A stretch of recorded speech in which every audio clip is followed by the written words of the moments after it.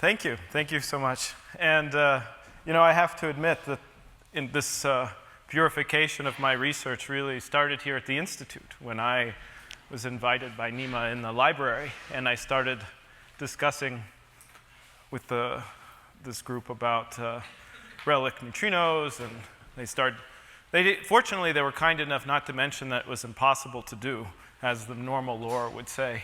And so I went away and started working on it. And my memory was that I said it was off by a factor of 1 million. You came back the next day and found some pi. And I said, okay, it's a factor of 100,000. And then you found something else. That's right. So slowly but surely, even order 1 parameters, are a good start.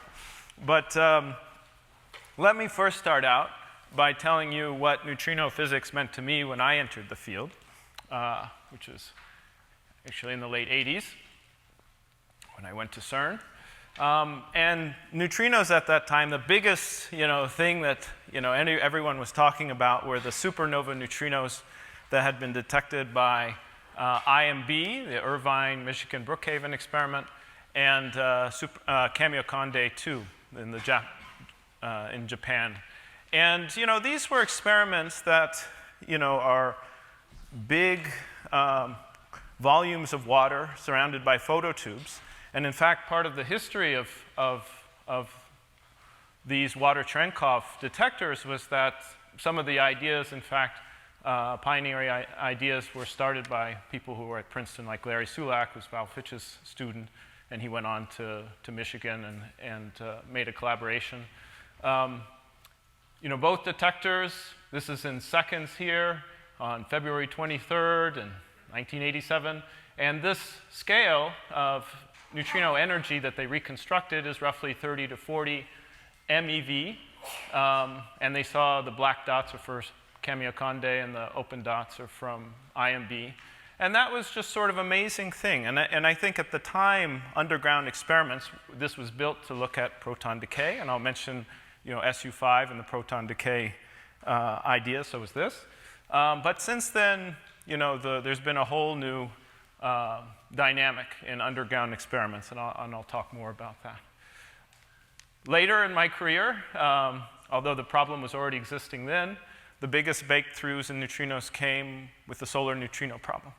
So, in fact, there's some history here, of course. One of the leading calculations for the nuclear cycle, or the leading calculation for the prediction of neutrinos from the sun came from the IAS, from John Bacall and his collaborators. He actually was a co-author with Ray Davis of the proposal for a chlorine threshold neutron capture experiment to detect solar neutrinos and measure their flux. And I have to say, now that I've recently published a paper, which I'll mention later, with theorists, I now see the great pain and agony that this can cause the theorists by signing on to a paper that has some experiment in it. It went to review. The reviewer said, oh, the theory looks great, but this experiment, I don't know. And, so something that could have been a few weeks really took into a few months. So I think that was a noble step on his part. What happened in those days is that the numbers were off. Not only were the numbers off, they were off for different types of experiments. So if you were capturing on chlorine, it was different than when you were capturing on gallium. And then an idea also having its origin at Princeton, in fact, by Herb Lee, who was a graduate student, but Art McDonald went off to lead this experiment in Canada, was a snow experiment. And so we went from water, Cherenkov, to heavy water, D2O, and they came up with an idea of doing all flavor solar neutrino detection. So they could try to correlate between the electron flavor, which is projected out when you do a neutrino capture and you're looking for an electron that's produced, versus tau neutrinos, U neutrinos, or anything else. And that came with an amazing result. I guess it was in early, maybe 2001, where the prediction of the total rate, independent of flavor, and the measurements of electron flavor done by previous experiments, and the great theoretical breakthrough, well, not great, the pivotal insight, which is that there are matter effects in the sun. So since the neutrino scattering goes like G Fermi S squared until you get up to the W resonance, you'll start have a growing cross-section. So these experiments, which had high thresholds in the boron-8 region, sort of 10, 20 MeV, they would have seen sort of the same thing as, say, index refraction of effect that you would have for light going through a dense material. They had the same thing in terms of projecting out into mass eigenstates. And so that started the whole understanding of not only just having neutrino oscillations, but having matter and effects in the sun and bringing this all together. So it was a huge success, and I would say that that launched a whole industry of neutrino experiments that we see today. So what's next? Well, tritium, I guess, you know. So we went from water to heavy water. And so, you know, that was my joke. I worked really hard to make that joke, and I didn't get one laugh. But, but it's not as preposterous as it sounds. Tritium is a long-lived beta decay nuclei. And so this process, where you have tritium, which is 2 neutrons and a proton, it differs from its helium-3 decay product by, you know, a nuclear isospin rotation. In fact, I have to say I'm old enough where I overlapped with Hans Bethe, and I never met Louis Alvarez. But apparently, Hans Bethe had thought that helium-3 was the unstable nuclei, not tritium. And in fact, I think it was Louis Alvarez who saw, when he ramped down his helium-4 beam, that I realized it must be because he didn't that it was stable. So this produced an electron antineutrino and electron. And so in principle, it's interesting as a capture material because there's no threshold for this process. This process always goes through, so you don't need any energy on the input to detect something. And lo and behold, if you use the crossing symmetry for this diagram, which actually helps you experimentally to constrain the knowledge of the matrix element, the cross-section for this process, which is very important if you want to measure something using the process. And if you look at the spectrum of neutrinos, this is the sort of ice cube cosmogenic neutrinos. Here you have the atmospheric neutrinos that you saw for neutrino oscillations, which we'll talk in a moment. These are neutrinos from active galactic nebulae. There's old supernovae. This is the 1987A, which we mentioned had a peak of about tens of MeV. This is the reactors, which produce dominantly anti-electron neutrinos. Solar neutrino spectrum, where the PP peaks at about 300 keV, and then the cosmological neutrinos, which I'll discuss in a moment, and it turns out their spectrum is a fraction of a milli-electron volt. And when you have such a little spread of kinetic energy coming onto the initial state, then the electron, this is a 2-to-2 process, the electron is dominantly monochromatic in the final state, as opposed to this, where it's sharing its energy in a 3-body decay. So, you know, how good is tritium in terms of detecting neutrinos? So if you plot, in fact, I've had many students through my time at Princeton who went on to do scattering matrix calculations with NEMA, and this was one of them. This is Laurentu. And he looked at one summer what the cross-section times velocity is for tritium versus gallium versus chlorine. And what you see here is the very clear threshold effect, where the boron-8 is sort of here, and so that those isotopes were good choices for seeing that part of the solar neutrino spectrum. But you know, you have to get above a certain kinetic energy for that process to go through, while tritium you do not. And so even if you go below 1 MeV, which I extrapolate down here on this plot, when you get below 10 keV, it flattens out, this cross-section times beta. So this is flat all the way out. It's known to better than 0.5%. And the number is small. I mean, it's about 10 to the minus 44 centimeters squared. And that, you know, among the things that say it's difficult to measure relic neutrinos, you say, well, the cross-section is so small, you have very little kinetic energy, what are you going to do? So when I came here as a graduate student for Pierre Pirouet, who's in the audience, and I think every other student that comes to Princeton learns of the paper by Dickey, Wilkinson, Roll, and Peebles, in 1965, which proposed a thermal history for the universe. They're most known for the fact that they made sort of phenomenological prediction for when the universe went from being, sort of a hot tungsten lamp, a hydrogen plasma, to when it recombined, so it became optically transparent. That was about 380,000 years after the Big Bang. And that light continues to propagate as the universe expands. That light shifts from being in the optical, where it started, to 2.7 Kelvin in the microwave. And lo and behold, they started to circulate their preprint, and Penzias and Wilson, their colleagues who were over at 8 Bell Labs, said, well, we have such a microwave anomalous heating source relative to our cold mass. Maybe that's it, and it wasn't.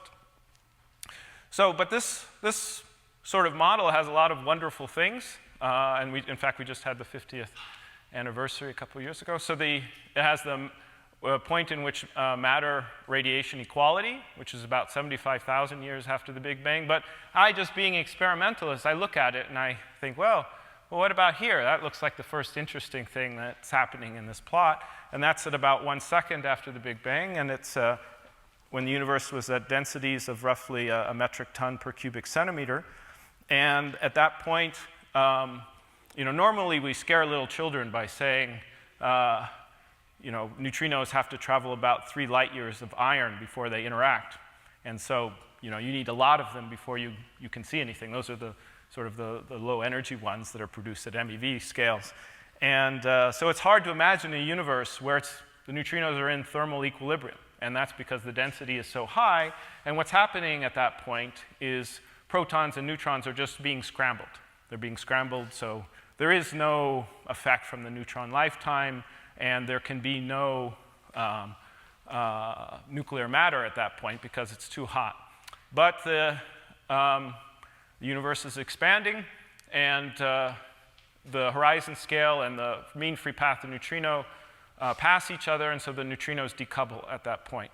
Now, I bring in this quota because I think, I saw really abuse of the zeta 3 value in the previous talk. So, this is a good place where the zeta 3 comes in. And so you measure the temperature of the CMB. And you get your, of course, zeta 3 when you use fermions and make a black body spectrum by matching the boundary conditions for the fermions in a box. And so since you know what the temperature of the CMB and you're going by entropy conservation, you can sort of the number of neutrinos and the number of CMB photons are in lockstep with each other as the universe, and that's the relationship between the two. They are a bit slightly colder. They were, so in this model, the electron-positron component of the plasma annihilates after neutrinos decouple. So they're not at 2.7 Kelvin, they're at more like 1.95. But there's a definite prediction for them.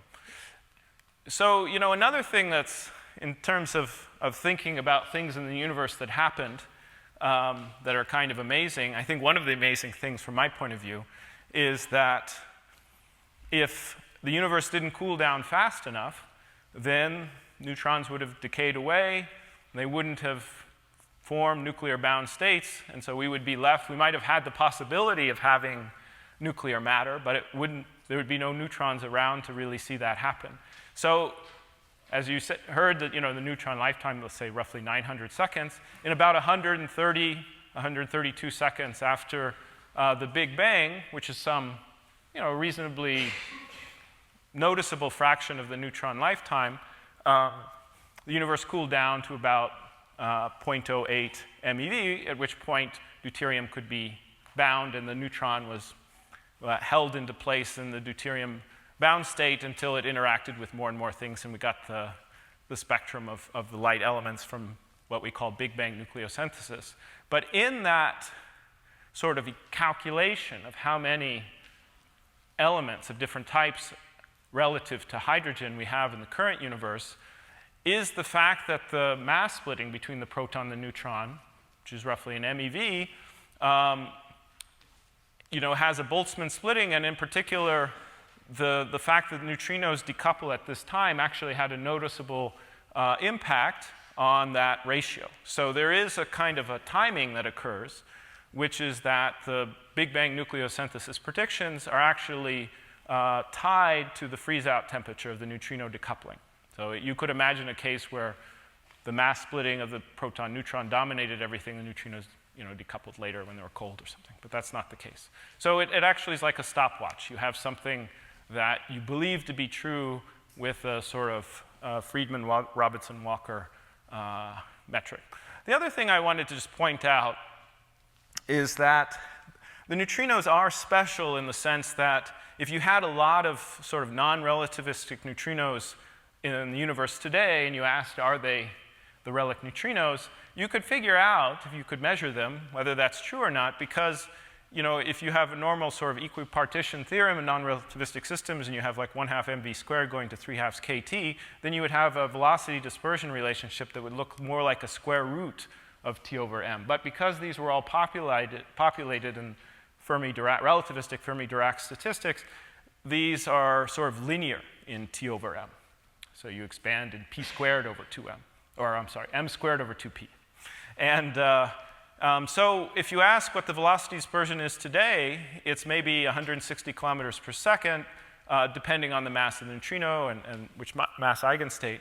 But to order 1, that velocity is not so different from the escape velocity of the galactic center. So you could actually ask the question, maybe you could figure out, based on the bound versus unbound fraction in the galaxy, whether they were the neutrinos based on their temperature and predicted velocity excursion. There are some nonlinear pieces, and fortunately we have this new Simons Foundation in New York City, Center for Computational Astrophysics, who have a lot of specialty in this. So as Nima mentioned, I came into this picture through collider physics.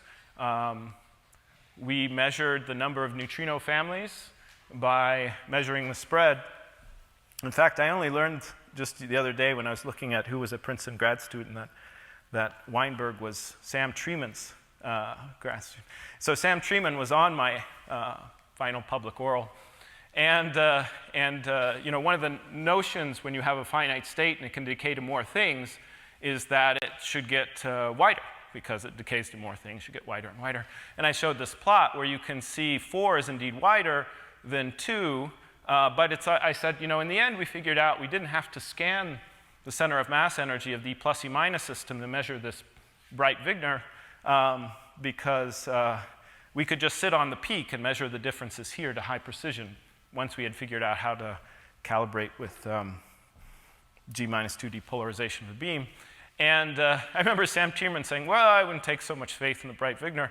And I was just shocked at that. And then I realized when I was giving the talk that since we're only looking at the hadronic final state, that of course if it's decaying to something else and you're only looking at one of the final states, then that's why the peak goes up and down too. So that's why you get this nice picture. So at that time, cosmology already had some numbers for the number of neutrino families. In fact, I remember people saying, well, it's kind of a waste of time. We already know it's 5 or less, and we don't need to know the number. And we measured this number, assuming standard model couplings, to I think it's 2.98 plus or minus 0.002 or something like that. So we measure it pretty precisely. We'd like to go back and measure it even more precisely, but it actually is one of the leverages in which you look for additional relativistic species that were in partial thermal equilibrium at the time of recombination. So the number kind of matters. It's good to have. The partial width measurement here also limited the number of the things that the Z could decay to. So we had this picture that was built up. I remember being at CERN when the first results for atmospheric neutrino oscillations were quoted. And this was this big atmospheric split. Came from the oscillation experiment predictions. There you're probing neutrinos that are not going through the sun, so you don't see this MSW effect. And there you have two views. So there's you got the sign of the mass splitting here by looking at reactors where there's a sort of a resonance piece. And so we know what the order of the splitting is for this little pair, but not this bigger splitting. We know the fraction of neutrino electron flavor in this state from the theta 1,3 from the Diobey measurements.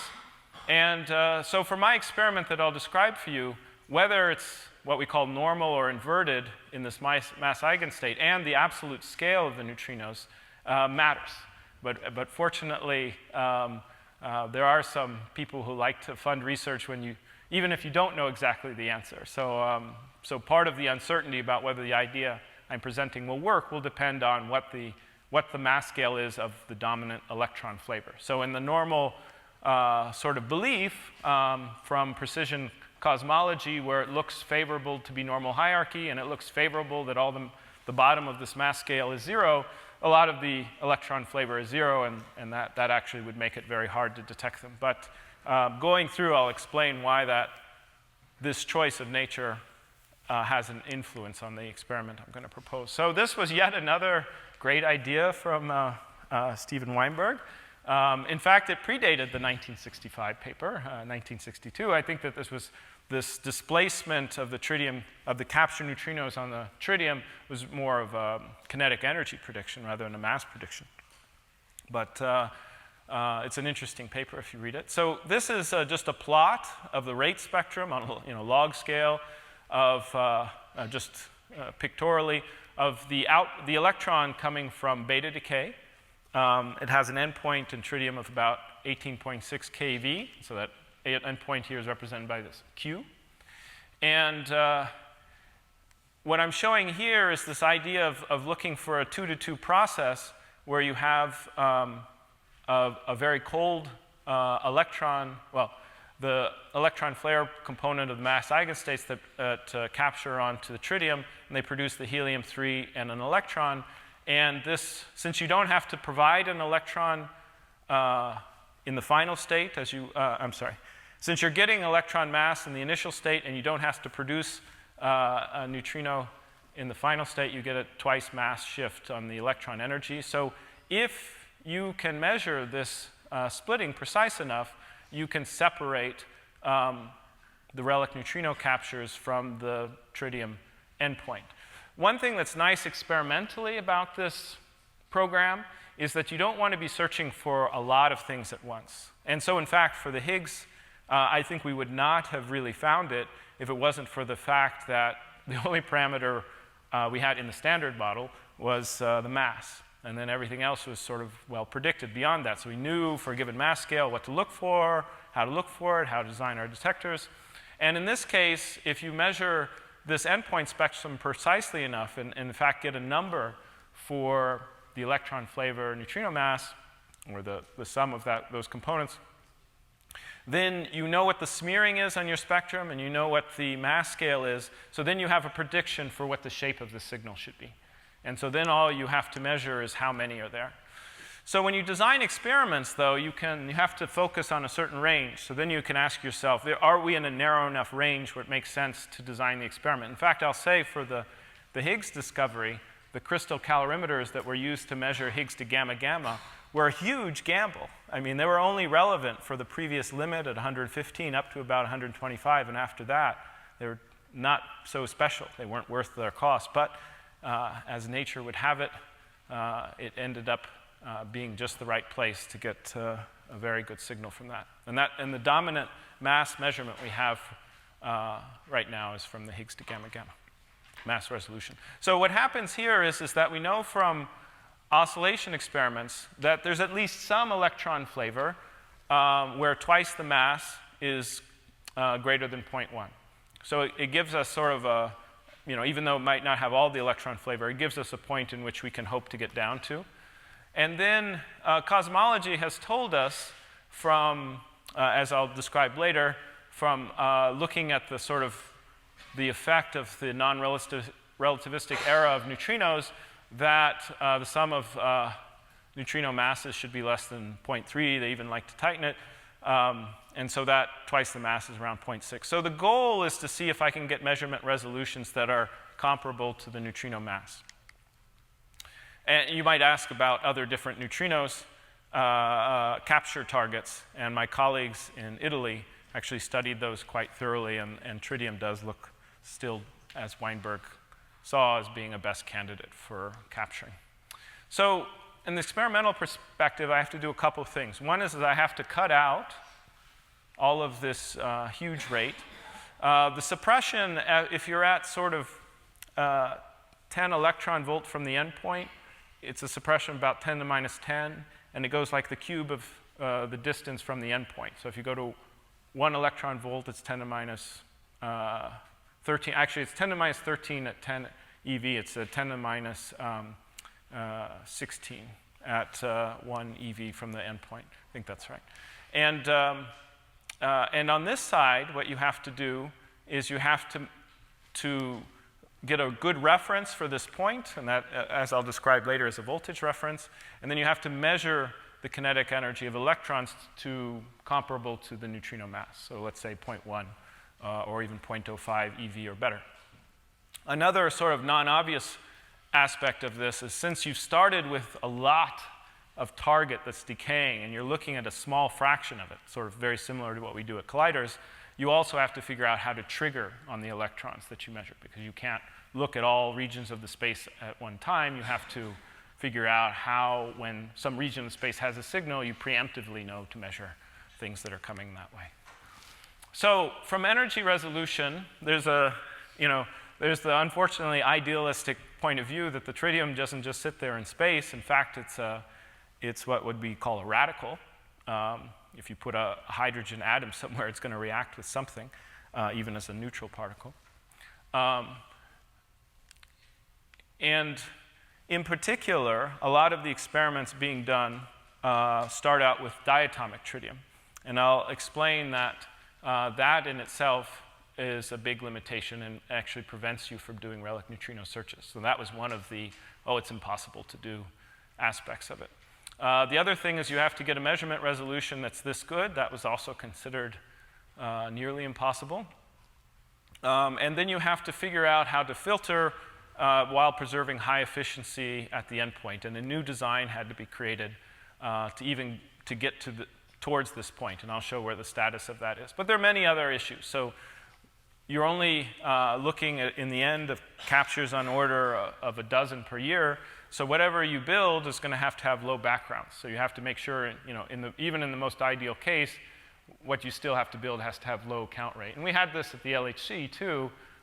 There's all sorts of wonderful materials and electronics you can imagine using, but it had to be rad hard at 10 to the 14 neutron per centimeter squared fluences. It had to be all over within 25 nanosecond or in some logical way. And so those, they really weed out what experimentalists can do.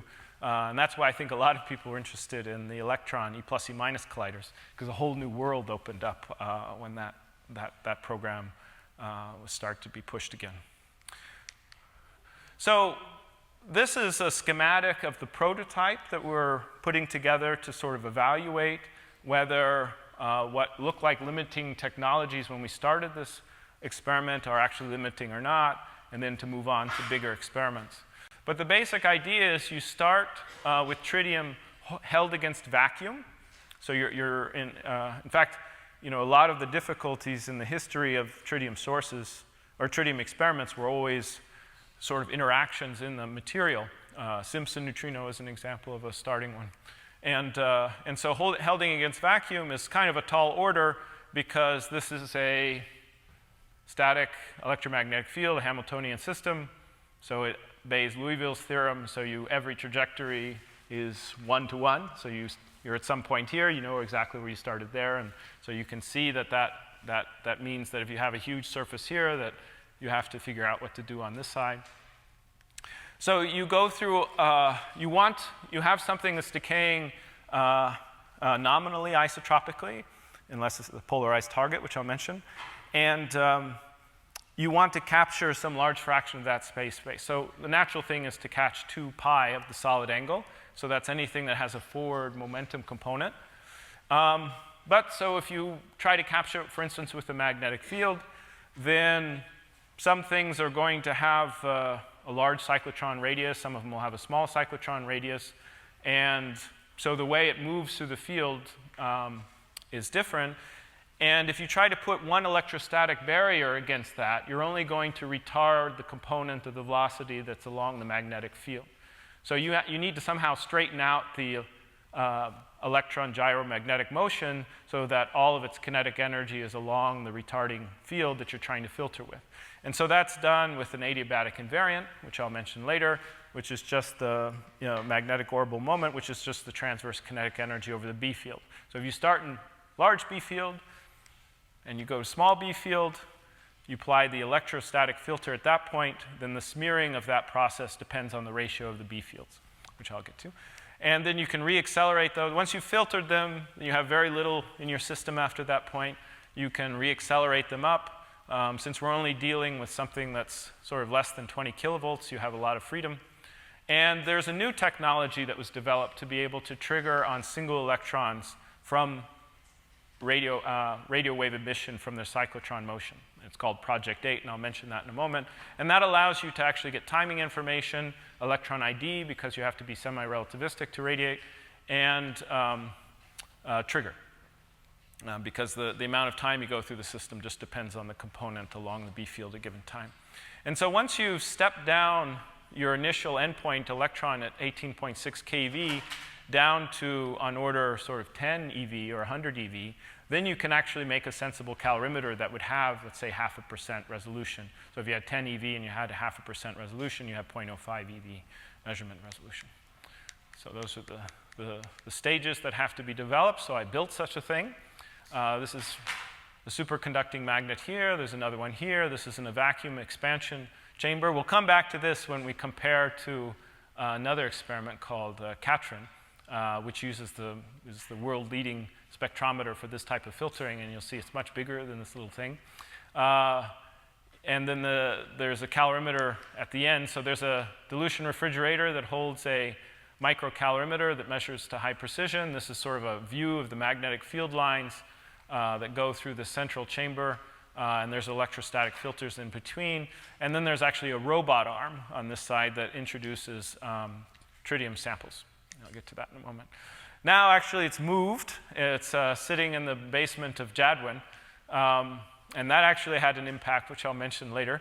And it's being reassembled. We have a new magnet going one component. But we're hoping to sort of validate, in particular, one of the most important questions soon, which is this question of molecular broadening. So believe it or not, if you start with diatomic tritium and one tritium decays, since the recoil energy, just looking at sort of 18.6 keV of kinetic energy of the electron, looking at the mass of helium-3, that recoil energy is only 3 eV. So that energy is not sufficient to pull it out of its initial covalent bond that it started in, which typically for carbon or tritium, hydrogen-hydrogen or hydrogen-carbons usually into the 4 or 5 eV region. So if you look at the probability that the tritium is going to decay when it's in diatomic tritium final state, depending on what direction the electron is going with respect to this molecule, you have to sum over the density of excited states of this molecule, which is a rho vibrational molecule, and so there's quite a large number of them. So you get a lot of molecular smearing just from the atomic physics that comes from the fact that you didn't have enough kinetic energy to produce your final state helium-3 into the continuum. So the idea is that you start with a material that has a smaller binding energy for hydrogen, and maybe the smearing from this sum over final states is less. In fact, it's supposed to be a sort of an order of magnitude less. So because there's a lot of studying of storing hydrogen, and the idea of storing hydrogen for hydrogen fuel economy is that you don't store it with a huge binding energy. In fact, you'd like to store it in a way that's stable at room temperature, but still not huge compared to, let's say, a oxygen-hydrogen bond, so you can get some energy out of it. So graphene was very attractive for that because of the large symmetry group here. It has a sort of an anomalously low, yet still covalent bond between carbon and hydrogen that's more like 1 to 2 eV. So this is the spectrum of smearing that you get on the outgoing electron because of the sort of excited tritium-helium-3 molecule, even though it's metastable, that's created. And it's about 0.3, 0.4 eV wide. And so the binding energy is roughly here at 5, and that's what we're hoping to do is move that down to below 3. So, sort of at least pictorially, we're below the scale at which we had smearing in the diatomic tritium. Now, one of the interesting things about making an experiment like this is that you have to have a very good reference source. So, it's just like any conservative potential or force. No matter how you go through the system, as long as you know what potential you started out and what potential you go to, you know what the energy difference is. So even though you have these particles that are going through all sorts of gyrations, those are all time independent, and so as long as I have a voltage reference on the point I'm starting at, I should be okay. And it turns out when I put hydrogen on one side of tritium, it still remains conducting. In fact, it's like silicon semiconducting. I'll also mention the fact that it might be possible to get some angular discrimination from the fact that the spin 1/2 nuclei of the tritium could be polarized. And indeed, we have the first samples that at least are publicly known where tritium was loaded onto graphene, and this was done with our collaborators at Savannah River National Lab. I'll also mention that there's also a very attractive approach of putting it on crystalline gold 111, but you have to remain at cryogenic temperatures, which is okay for that to be stable. At room temperature, it comes off the gold. So there is a device at PPPL that uses microwaves to crack your hydrogen source, and then there's a method of letting the hot electron. So when you make a plasma, the plasma has a wall, and the wall is sort of the point at which when the electrons try to leave the ions, there's sort of a significant Coulomb barrier step to get out of that. And so those electrons end up being hotter, but there is a way to actually get the electrons escape and to let the ions, cold ions, go and impinge upon your surface.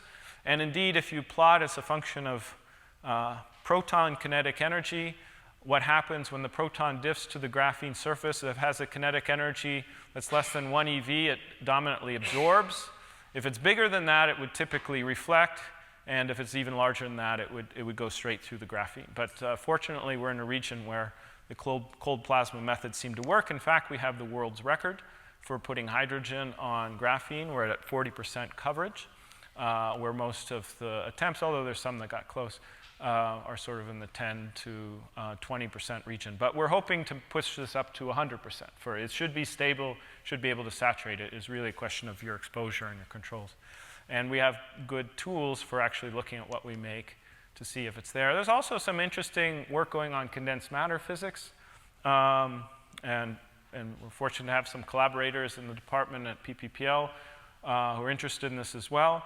And it turns out, it's actually a theorem apparently Elliott Lieb had written this, the Lieb's theorem, I think it's his theorem, where you have degenerate fermion systems with different sublattices that are not occupied.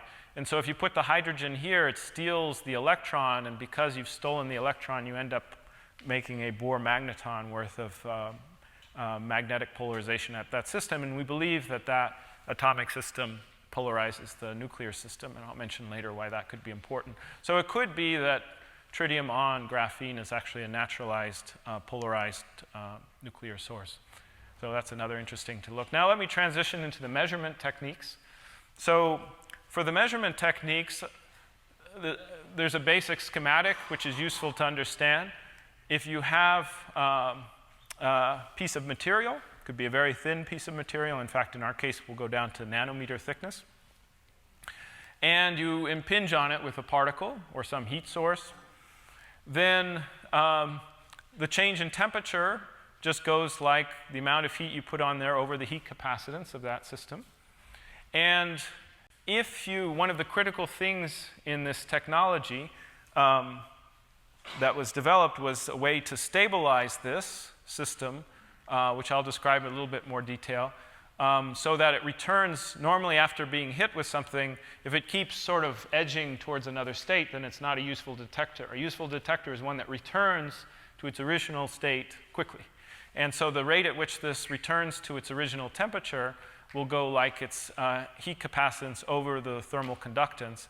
And so what's interesting about this question, and it was a barrier to sort of people being interested in it or not, is that, you know, the electron, 18 keV electrons, they're pretty high energy, so you need a lot to stop them. The same way if you use sort of X-ray microcalorimeters that you put into space, you end up putting sort of 10 micron or more absorber to convert, if you will, X-rays into heat. But for an electron, it can stop in a few atomic layers. So C can be very small. It can be 1,000 times smaller than is typically used in these experiments. So this response time can be quite fast. So normally people think of this response time as being, you know, millisecond. And they're like, or, you know, hundreds of microsecond. And they're like, well, if you want to have a big calorimeter array, you really have to be sort of better than a microsecond. And indeed, that's been shown. So this is a recent talk. In fact, I wouldn't be surprised if this talk was last week. But this was one of the many designers in the world. And this is a field that's just going like gangbusters. So WMAP used high electron mobility transistors. But if you look at SPIDER, for instance, a balloon experiment that did CMB, polarized CMB measurements, they're already using transition edge sensors. And so the idea with the transition edge sensor is that you have a transition temperature. And normally, I have to say, when I got into this field, I say, well, okay, you know, material has some transition temperature. Maybe it's 2 Kelvin, maybe it's 3 Kelvin. And I got into this field, and people are like, well, we're trying to push the transition temperature down from 70 millikelvin to 50 millikelvin. And, you know, I didn't really quite understand that was possible. But, you know, if you put, you know, two superconductors next to other and put something in between, could be copper, for instance, then you can have a supercurrent that flows through that normal material from proximity-induced superconductivity. So you can sort of adjust the transition temperature by making sandwiches or sort of arranging the superconducting and the non-superconducting materials in such a way that you can use this proximity-induced superconductivity to get lower transition temperatures. And we'll see lower transition temperatures are very important. This is a rising edge that's roughly 180 nanosecond. That's already excellent for what we need. This is actually, so one of the reasons this calorimetry technology has been so impressive. So what's normally done, if you'd like to know, in CMB experiments, it's sort of a power meter. So you have a sort of, let's say, niobium traces that have a certain configuration, and you bring this niobium trace into a little island that's thermally isolated from the rest of your system, but the trace comes on, and then it goes through a sort of ohmic dissipation system, which is kind of what we call bolimeter. And then you have a current that's running through your weakly coupled superconducting link, and it sees a little bit of heat. You adjust the feedback of the system, so it's sitting right on the transition edge between normal and superconducting. So the resistance is changing by a very large amount for a small amount of heat change. And if you have them voltage regulated and you couple the current that's flowing through to a squid, then what you can do is see the change in current that occurs and coupled it to a squid that has very low noise and bring it out. And so this sort of method of measuring power is quite effective, but now what people want to do is they want to measure single quanta with it. And so to single quanta, you would have sort of a different type of readout, but you would see this sort of pulsed spectrum. And so not only did it give great precision on microwave dissipation into these antennas that measure the CMB, but you can also use them to measure molecular transitions from galaxies because they're infrared and lower energy. Yeah? For the single photon detectors, you can also use nanowires. So it's the wire nanometer. Yes.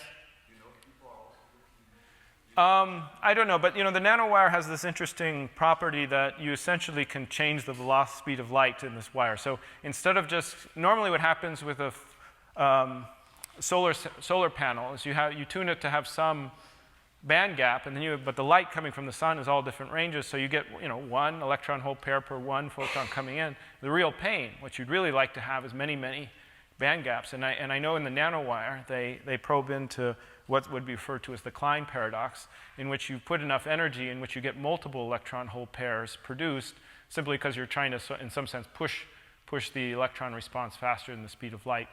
It's an old paradox. And so the nanowire development is also mostly interested in sort of recovering all the energy for photons interacted, and then you can actually get better, sometimes better energy measurement. But they're little tiny things, so I'll mention how you would scale the transition edge sensors into larger sensors.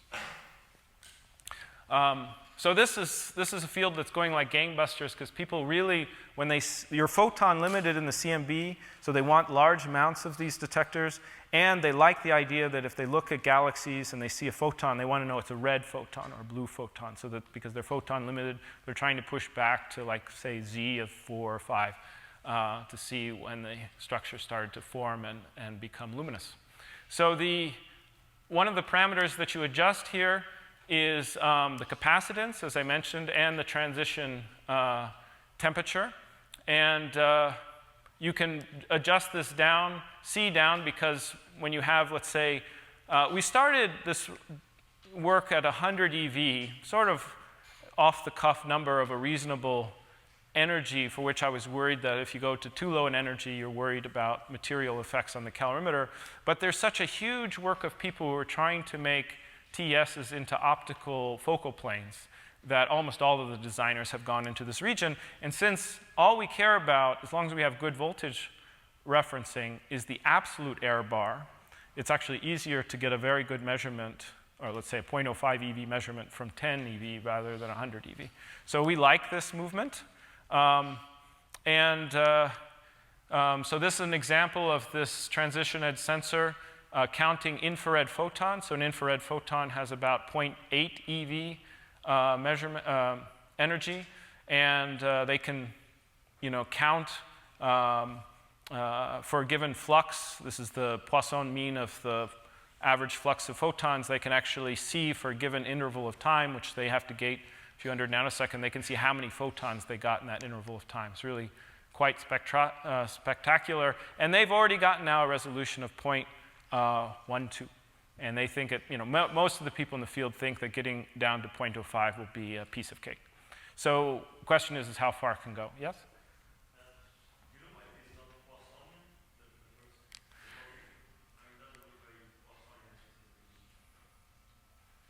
Well, once you get into a mu of 7, Poisson and Gaussian sort of look the same. So if the mu was, let's say, 0.1 or 2, then yeah, they probably suppress the zero peak. Maybe that's what you're noticing. No, it looks to me that on the left there's something going on there. I mean, the right one. The bottom right. I mean, it doesn't look like a Poisson distribution. Maybe there's something. Yeah, it could be that they have a flux of photons. It's hard to control this, so it could be that their flux is not steady. But it's a good point. When I say it should look like something else and doesn't, please point out that it doesn't. So this is an example where they've reached to 0.1, and we're hoping that it gets pushed further. We are sort of jumping on the back of the large-scale multiplexing because they're light-limited in CMB, where they're using sort of lumped element resonators on a wafer process. So you can literally just get a wafer of TESs that are multiplex in the microwave, so that you have a minimum number of readouts, so that you're not like dumping a lot of heat into your system, which you have to keep at, say, 50 millikelvin in order to get all the signals out. So these all are in the right direction for this high precision measurement. So let me just say something about neutrino mass measurement, because it's very relevant. So if you just look at the beta decay spectrum and you look at the sort of indirect method of looking for the neutrino mass by looking at the shape of this endpoint spectrum, then what do we know? Well, experiments are sort of, the Troitsky and the Mainz experiments got to limits on the electron flavored neutrino mass of less than 2 eV. We know that from inverted hierarchy, there should be electron flavor above 0.05. Normal hierarchy, there's no lower limit. Precision cosmology is sort of seeing that the sum of the neutrino masses is less than, I think, might be even better than 0.2 now. And they project to be able to get down to the level where they could actually see this a non-zero sum with some significance. So then you could ask yourself the question, if the Catron, which is the leading measurement of method for the neutrino mass, some other experiments like Echo and Holmes are also trying to do this, homium systems, is at 0.2 eV. That seems to be, sort of a lot worse than our cosmology colleagues. And so what is the limit of that system? So this is what the experiment looks like. It's in Karlsruhe. This is a sort of 10-meter diameter. This is sort of a 70-meter stretch. The experiment has been around for about 16 years. It's been 60 million euros so far invested in this. And what happens is the tritium is circulated in gas, diatomic tritium. It injects in one point, it pumps out in the other. And the idea is the electrons from that decay propagate down through high magnetic field. It has a pre-spectrometer, a large spectrometer. And so what matters is how many electrons per second you start with. It starts with about 10 to the 10. And from the ratio of the B fields with this adiabatic invariant, you can sort of say at what precision they can cut down that rate. So if you're going to cut to the last 100 EV of the spectrum, you get maybe a 10 to minus 6 suppression. So when you went from here, 10 to the 10, through the pre-spectrometer, had that resolution, you got 10 to the minus 3. That all looks fine. But then it reminds me, I was going down to John Hopkins. I think Kaplan had a seminar, and I was looking at the signs. I was very bored. And right before you cross from New Jersey across the Delaware, I saw this sign saying deep water, 1,000 feet. And I determined that was impossible. And until, of course, I passed the exit 1,000 feet later. And I had the same problem here, which is that it had 10 to the 3 electrons, and they went past this great spectrometer, and then they have on order 1 electron per second. I'm like, why isn't it 10 to the minus 3 electrons per second? And the reason is they don't actually go to the very end. So they go some distance back from the end, and then they count, and they have to count some rate because they actually have a lot of backgrounds that are generated on this side of the spectrometer, and everything on this side looks like a signal, and so they have to stay above background, and then they extrapolate down. What's important is they don't get into a region of really nasty molecular excited states, and they're able to do that by staying about 4 to 10 eV from the endpoint. And what happens is that if you don't have enough longitudinal kinetic energy as you go into a dense magnetic field, then you bounce. So that's the sort of a magnetic bottle sort of concept. That's the basic principle behind it. So what would Ptolemy have to do? Well, Ptolemy needs to do this filtering a lot.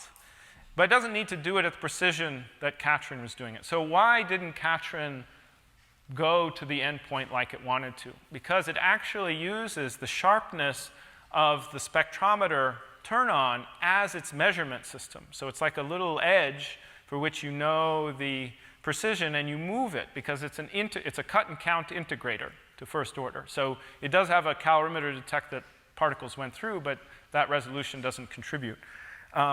So in the case that I'm trying to do it, I just want to cut, but then the calorimeter will make the measurement. So in fact, if I leave some of the tritium spectrum, that's great because I can recalibrate on that. But I don't want to leave too much. So I need to filter, but not as well as Catron needs to filter, and I certainly cannot afford these 70 meter lengths. So I need to shrink this distance by 4 orders of magnitude. And what matters for the adiabatic invariant is the ratio of the B fields. So if you take a solenoid and you go out the end, you have to go quite a distance, reasonable relative to the Bohr length, to get down to 10 to minus 4 of the B field. Whereas if you went out through the side, through between the coils, you can quickly go from a region of very high magnetic field to a region of very low magnetic field by not following the B field line, but going orthogonal to the B field line with a process we call E cross B drift. So that's the E cross B drift is the basic idea. But I have to say, I often give talks to astrophysicists. So I wanted something that they could identify with. So one thing they could identify with is this concept of, say, the Galilean telescope. And, you know, you don't see many Galilean telescopes anymore. It's just a big refractor. And I think the biggest one is in Wisconsin. And it's about 500 pounds. And it's got a pretty good length. I don't know if it's 40 feet or not, but, that much mass that far up in the air is probably pretty frightening. And so, but people don't think about this much anymore because they use Newtonian methods or Gregorian methods. They use reflection. So you can extend out the focal plane through reflection and still get the same level of accuracy. So a modern experiment, let's say Atacama, will bring in the light here, bounce it off here, and actually achromatically detect it in these different detectors, which are TES sensors. So this kind of reminds me of Catrin. So this is the midplane of the Catrin experiment. You can't really imagine making that bigger than it is now. And that's the point at which all of the kinetic energy is lined up parallel to the B field. In the same way that when you look into the sky, you're looking over a big collection plane, and most of the light is parallel. So your PX and PY phase space is extremely small, but then you focus it down, you trade off X and Y with PX and PY, and so you conserve phase space. And so but you can still do that type of filtering in a more compact way. So that's what we designed. We designed something that uses an E dot B well and uses E cross B drift. You start, let's say, in the field of toroid or solenoid, and these are coil planes, and you drift out into the fringe field, and you can adjust the speed at which you drift by the magnitude of E cross B, and based on geometry, you can sort of make sure you stay in the adiabatic limit to maintain precision. It actually has a very I actually had, again, two B string theorists, formal theorists, work on this one summer with me, Akshay and Seth. And they found this interesting feature that when we drifted out, particles not only transition from having transverse kinetic energy to longitudinal, they would actually lose all of their energy. In the same way that when you go through Catrin, the point of filtering is a point of zero kinetic energy. You just barely make it over. So in fact, the same thing happens. It's a non-obvious effect, but whenever you're sort of leaking out of the crack of something, the simple Ampere's law tells you if the B field's a certain strength here and the B field's lower here, then the path length has to be longer in order for there to be no current inside of the closed loop. And so you always have sort of an arced B field when you drift transversely. And because you're an E cross B bottle, it turns out that each time you bounce, you get pushed up. And you get pushed in the direction of the higher potential of the drifting E field. So you end up being pushed up until you have no kinetic energy. So you can actually use the filter not only to make it compact, but also to sort of get rid of things that are really low kinetic energy. So one of the issues, and that came about when we tried to submit this paper with jointly with the theorists, was all they cared about was the radio purity of the experiment. And despite all the other challenges that were moving forward, for instance, if you use graphene, there's a problem that there's carbon-14. And the carbon-14 can be a substantial background. In fact, the Borax-Eno experiment made a landmark discovery that they use underground methane, and they had, I think, 6 orders of magnitude lower carbon-14 content. In fact, if you want to push that further, so they had 10 to the minus 18, you have about 10 to the minus 12 on the surface. If you want to push that to the level we need it for this experiment, which is about 10 to the minus 21, then you have to stay underground for about 200,000 to 300,000 years, which doesn't sound like a lot, but it has to be a source that's been isolated and you somehow get it out. And fortunately, such a source has been recently discovered in the work being done to get low background argon. It turns out that there are CO2 sources that believe to be at this level, and one of the challenges is making sure you can actually measure it to that level. But the group in Ottawa that's experts in this area are keen to push that work forward. The fabrication methods for graphene are looking promising as a way to take the CO2 source and keep radio purity. But then you have to go underground in order to avoid the not only the cosmic ray flux, but the cosmogenically activated backgrounds that can occur from all the flux stopping into the ground. So, but it has been estimated that if we were sort of 3 kilometers water equivalent underground, that the rate would be reasonable. And so a small detour was made. So we were interested both in verifying radio purity and at the same time maybe instrumenting the graphene source so that we can see the tritium decaying, know what the source strength is. And in fact, in the original paper by Gem et al. In 2004, this was actually what they them making graphene into a field effect transistor was actually what got them the Nobel Prize. The identification of thin carbon films had been done before, but here they had samples that were exfoliated samples from Scotch tape and number 2 pencils that were precise enough that they could see changes in conductivity. And in fact, even in the original paper, they say, look, we can see when a single molecule attaches or detaches to the surface, it makes a conductivity jump that's the size predicted by 1 electron charge coming off or coming on the graphene. And it seems amazing. I don't think, people have played with this idea, but they really haven't done much with it. So I decided to make a detector out of it. And so you can imagine, touching your iPhone as a sort of very high impedance input way of making a signal on your phone. Here you're changing you have picofarad capacitances, and you have a system here where you can see the change in capacitance as your finger gets close. You don't actually even have to touch, although there's a dielectric here which helps it. So you can imagine, well, what if I had just a single electron? Could I turn on and off the conductivity of the graphene in that level, which is essentially what Gem was showing in the previous plot. And that's the sort of detector I thought would be interesting to build. And indeed, graphene has this wonderful feature that you can actually, it's a semi-metal, so the valence and conduction bands come together at what's called the Dirac point, and you can introduce a small band gap, a tunable band gap, in that system by cutting it into ribbons. I don't know if it's Anderson delocalization or some other process, but there is a parameterization, which is that if you cut it in nanometers, that the band gap is roughly 0.8 eV over the width in nanometers. So if you cut it with a micron scale, you have a sub-millielectron volt band gap. So you make a small little thing, you sit, I'm not going to teach how field effect transistors work, but you sit in a region in which there's no current flowing through the graphene, and what you want to do is have a ribbon that has a fraction of a femtofarad capacitance so that when you move 1 charge off of it, it changes by a millielectron volt, and that millielectron volt is big enough so that it changes the conductivity very large amount, and whatever charge you had against the source and drain goes away. And it seems like a very simple thing, but I tell you, this is almost exactly the way the TES works, but in a different way.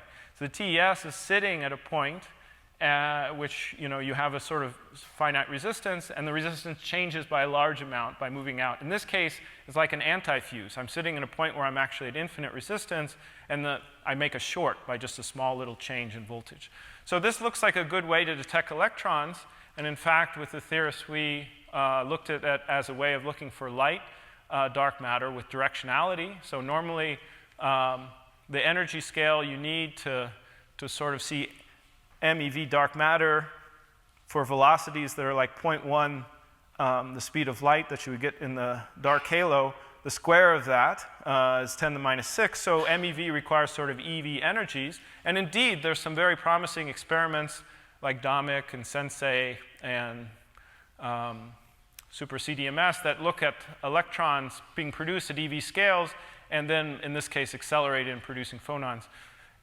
But you don't really see much other than a few hits, or an excess of hits. So one idea was to make an electron scattering experiment in which you could correlate with the dark matter wind. So one way to do that would be taking some recoil energy spectrum, which for MeV would be on order 10 to 50 eV of kinetic energy, off of the graphene, and then measure directionality with that.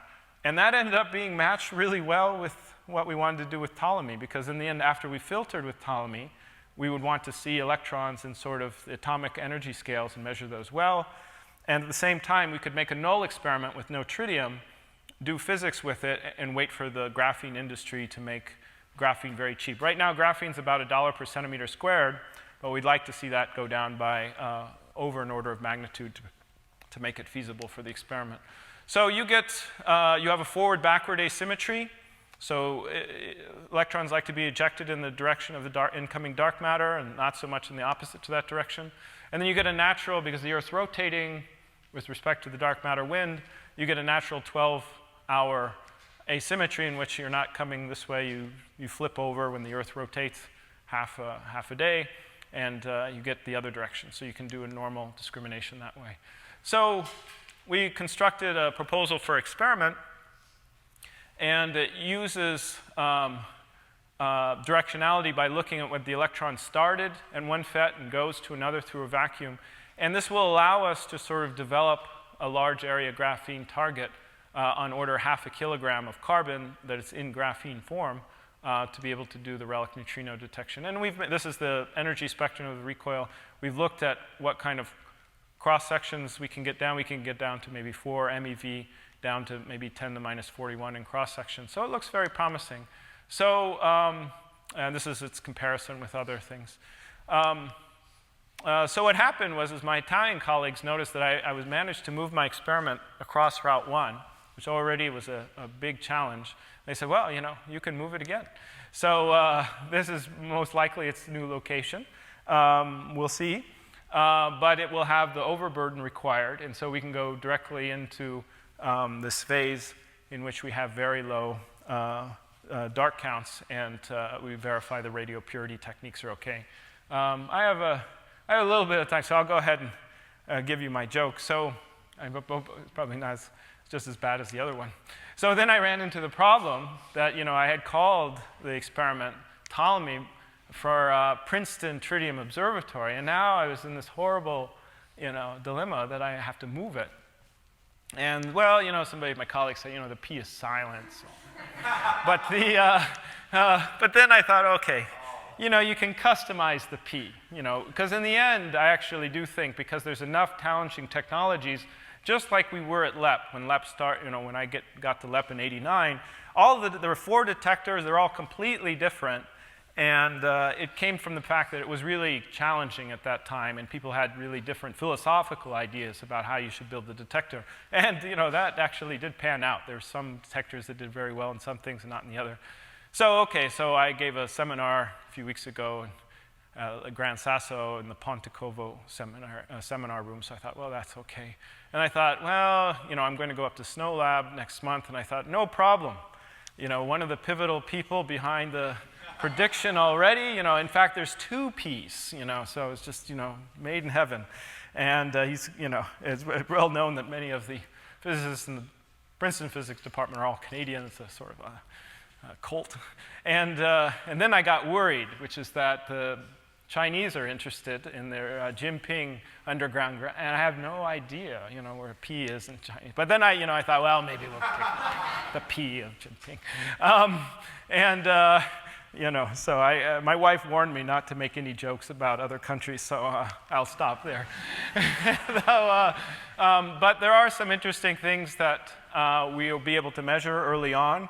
One thing is actually, even though you can achieve very high precision on the voltage, you actually have many discharging effects and little glitches that occur just from cosmic ray interactions with your high voltage system. And so that's one of the things that we've made a new system.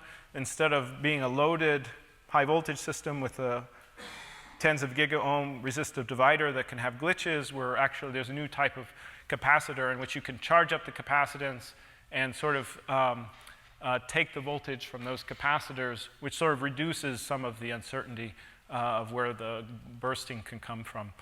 So that's being tested. These are different views. And also the measurement system is quite fancy. It looks like a little fan.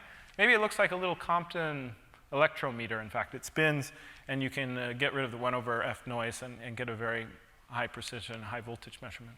But let me mention, as I'm finishing, something about the triggering system. This was a very novel idea. I know Ben Monreal, Joe Formaggio, Hamish Robertson, very clever people working on ADMX, came up with the idea that they were worried about electron losses in Catron from this cyclotron motion. They tried to estimate it, and it has sort of femto-watt power dissipations. That goes like, should go like omega squared, beta squared, which I think it does in some way. And so it's semi-relativistic. 18 keV is sort of 25% of the speed of light.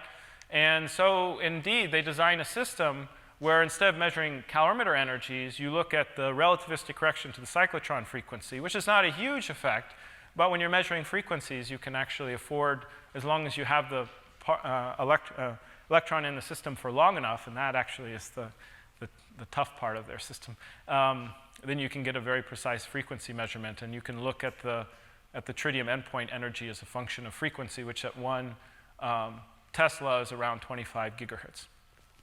And, they made such a device, and so they made it's a B field, they made a little bucking coil, so the B field drops in this region, so you imagine the B field's higher and higher. So if a tritium gas molecule comes here and has the right energy, it'll bounce in this little well, and if it bounces enough time and they collect the energy, they can actually measure it. It actually has a few frequency compositions because there's a cylindrical symmetry here, and it moves around. But this is their data. So they achieved this already 2 years back. This is a Fourier transform oscilloscope. This is time in milliseconds, and they're just sitting there. They see no radio waves be generated, and voila, a tritium decays and is in the trap, and they actually can see it lose energy from its cyclotron emission. And so you try to actually extrapolate back to where it started to get the measurement of the energy spectrum. This is when it hits a gas molecule. So one of the difficulties with this project is it still likes the idea of gas, and so it's hard to scale up the gas. However, as a trigger system, it's wonderful. So if you know the electron's going through some waveguide, and you just look to see whether something's there or not, then this little piece is all you need. So as long as you leave it in the system long enough to get that, it's okay. So I think that as that project moves forward, the technology for triggering is moving forward too. They actually do have fairly good energy resolution. They can split a pair of lines that were sort of impossible to split for Catron, so they showed that they could go beyond Catron in that respect. So let me go back to just some other ideas. So one idea is that, well, we have a prediction for the number of captures per year, which you can estimate just by integrating over the Fermi-Dirac distribution. But because beta times sigma is flat, you can actually just use this horrible trick where you multiply 3 times 10 seconds in the year, the speed of light, this beta time cross-section, the number of nuclei, and you only want electron neutrinos per cubic centimeter, so it's a 1/6 this 330 number. So you get about 10 events per year. But so then you would say, well, but there might be clumping locally. Well, there are estimates for how much local clumping there would be as a function of neutrino mass, and if it's below about 0.1, then it's really only in the standard approximation, it's about only 10%. But you could also ask the self, what if neutrinos are Majorana versus Dirac, and it is the universe's largest source of non-relativistic neutrinos, and indeed, if you produced left-handed neutrinos and right-handed the left-handed chirality antineutrinos in the early universe, as they cool down, you're not going to capture the antineutrino. You only capture the active component of the non-relativistic neutrino, and so you only get half of those. But if there's no distinguishing between these two, then you get the left-handed component of both of them. So you get a factor of 2 just coming from the fact that from the property of neutrinos. So you could learn something fundamental about the neutrino, of which there's a huge program of neutrinos double beta decay is trying to do now. I mentioned that the tritium could be polarized. Polarized tritium will have an angular spectrum of the outgoing electron, and you would be able to see the rest frame direction of the CMB. And there's also sort of an annual modulation effect that you would see from lensing from the sun. So there are sort of, if you get to very high resolution, and I mentioned this fact of the bound versus unbound fraction, there actually are additional tests of the original Relic Neutrino model that we could additionally look at. But let me go back to where I started in my career, but also where I started the talk, which is that, you know, if you look at what's happened when I got in the field, and say right before I got in the field, sort of 40 years ago, SU5 gut was sort of theoretically very preferred because, of course, neutrinos were massless and the right-hand neutrinos wouldn't fit in. So let's just forget about the neutrino mass. There was a prediction for sine squared theta W at the gut scale. Protons should decay. That's where the IMB and Camille Condé 2 started. And, you know, with age comes wisdom and more measurements. So the electroweak sector was precisely measured. We looked at the RG flow. Looked like maybe there's something else there.